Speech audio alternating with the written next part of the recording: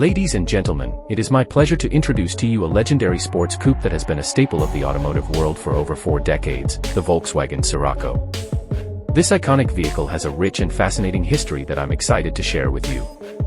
The Volkswagen Scirocco was first introduced as a replacement for the Volkswagen Karmann Ghia, and it quickly gained popularity for its sleek design, agile handling, and impressive performance capabilities. The Scirocco was designed to be a sports coupe that would appeal to driving enthusiasts, and it featured a range of advanced technologies for its time, including a fuel-injected engine and a 5-speed manual transmission. Over the years, the Volkswagen Scirocco has undergone several significant updates and redesigns. The vehicle has been praised for its exceptional handling and performance capabilities, and it has become a favorite among driving enthusiasts. The Scirocco has also been recognized for its sleek and stylish design, which has been influenced by some of the greatest designers in the automotive industry.